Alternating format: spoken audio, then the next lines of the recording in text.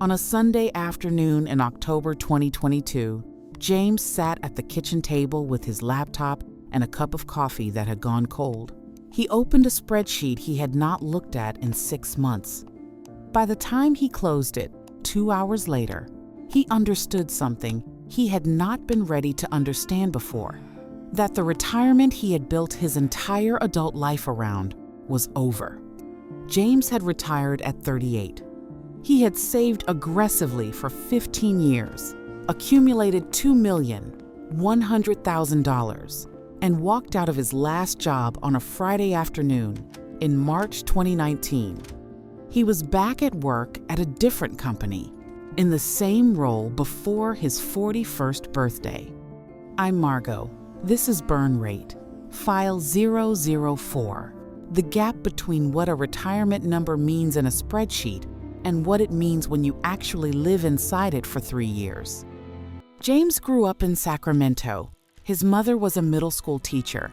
His father managed a lumber yard. They were comfortable, not wealthy. He enrolled in a computer science program at UC Davis in 2001 and graduated with no debt because he worked 2 jobs for all 4 years. James discovered the FIRE movement, financial independence, retire early, in 2009 during his 4th year as a software engineer.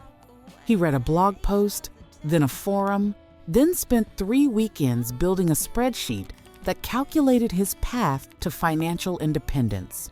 He called it The Number. He spent the next 10 years working toward it.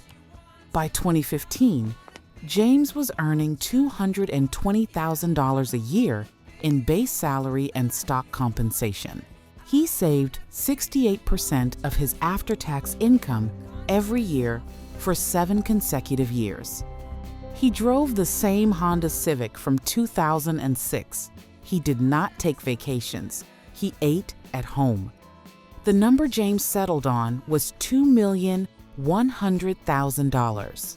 At a 4% annual withdrawal rate, the benchmark derived from the Trinity study, the foundational research behind the FIRE movement that would generate $84,000 per year, indefinitely, with a historically 95% success rate over a 30-year retirement.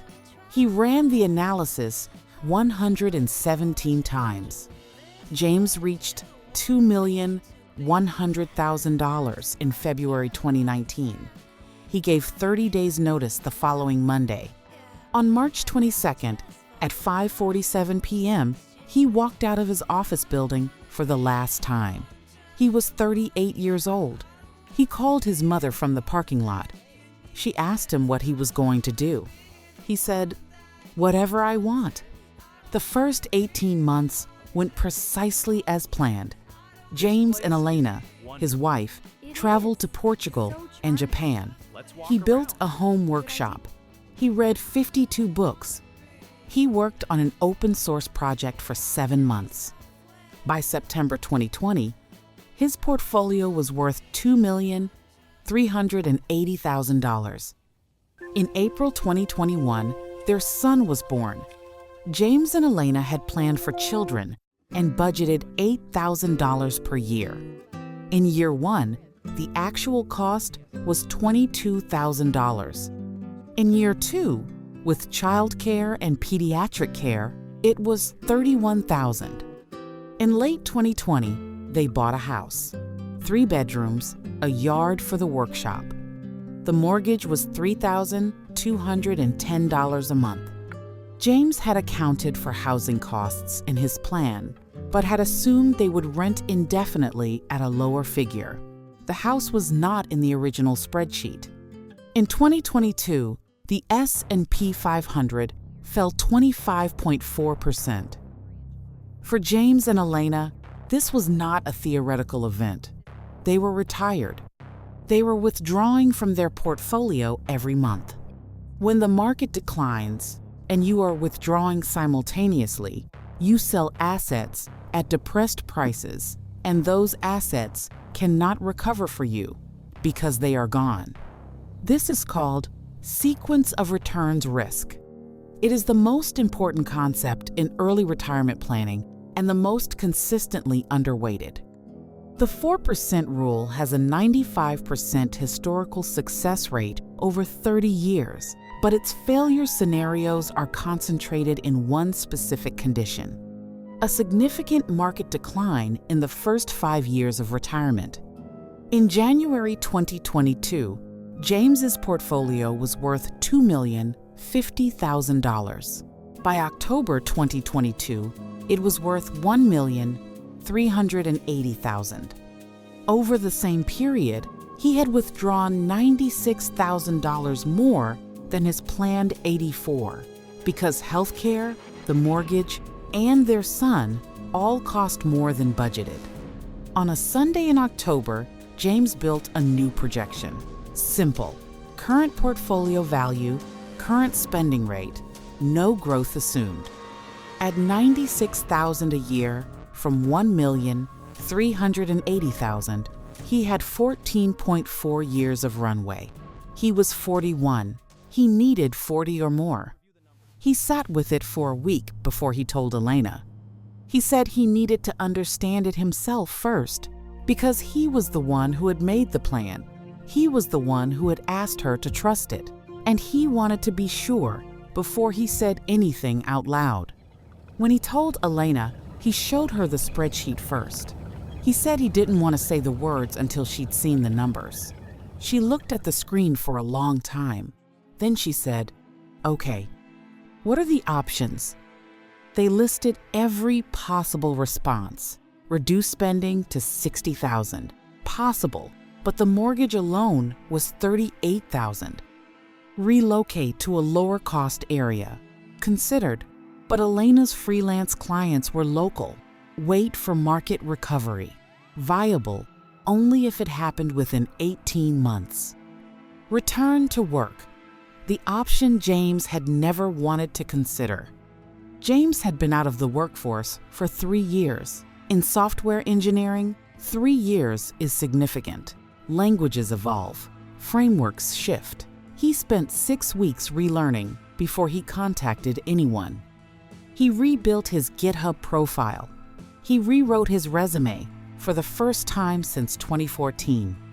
He applied to 11 companies over 8 weeks. He received 7 screening calls, 4 technical interviews, 2 final rounds. He failed the first technical interview, a live coding assessment, using a framework he hadn't worked with since 2018. He passed the second. He was offered the third. The offer arrived on a Thursday morning in December 2022. Senior Software Engineering Manager. Total compensation, $340,000. James looked at the number and felt something he hadn't expected. Not relief, exactly. More like the particular exhaustion of having been right about what you needed to do, but wrong about having needed to do it. He started on the 9th of January, 2023.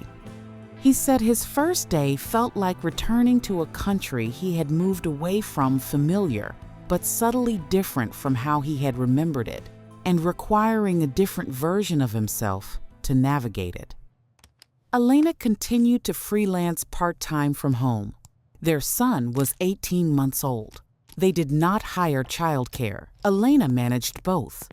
James said the arrangement wasn't perfect, but it was theirs, and they had chosen it with full information for the first time. With James's salary restored, they resumed contributions. They capped spending at $82,000 a year and directed everything above that into index funds. By December 2023, the portfolio had recovered to $1,680,000. By December 2024, $1,940,000. James told me he thinks about retirement differently now. He said, $2 million is not a number, it is a rate. And a rate only means something in relation to the rate at which you spend it, the rate at which the market moves, the sequence in which those movements occur, and how long you actually live. He said the spreadsheet never captured any of that. The healthcare cost was something James said he had dramatically underestimated. He had budgeted $6,000 a year. The actual cost of marketplace insurance for a family of 3 in California at their income level was $26,400 per year. He paid it for 3 years. James does not regret retiring. He said the 3 years changed him in ways that working through his late 30s would not have. He learned what he actually valued. He learned that he liked structure more than he'd admitted. He learned that Elena was the right person to be stranded with in a financial crisis, which, he said, is not a trivial thing to learn about a marriage. James is 43 now. He plans to retire again, this time at 48, with a target of $3 million, a 3.5% withdrawal rate, and a healthcare strategy anchored to a health savings account. He has run the revised analysis 231 times. The question James's story poses is not whether early retirement is achievable. It is. The question is what you are accounting for when you build the model and what you are not. A portfolio is not a salary.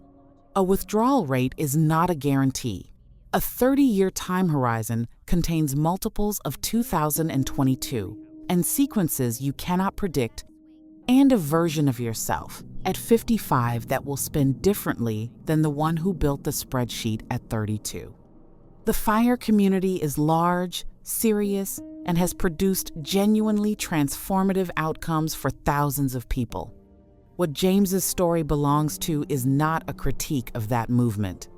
It belongs to the narrower category of cases, where the plan was rigorous and the execution was faithful, and the world moved in a direction the model did not anticipate at exactly the wrong moment. James told me one thing he would build into his next retirement plan from the start. He said, a 1-year cash buffer, 12 months of expenses, in a high-yield savings account, never invested, so that in a down market year, you never have to sell an asset at a loss to cover your rent. He said that one change would have made the difference. If you have a number, if you have a date when you plan to stop working, and a portfolio value that makes that date feel real, this episode is not telling you to abandon it. It is asking you to run your plan through a scenario where markets drop 25% in year 1, your healthcare costs 4 times what you budgeted, and your spending runs 15% above projection. If your plan survives that scenario, it is a good plan. I'm Margot. This was File 004. File 005 is next Tuesday.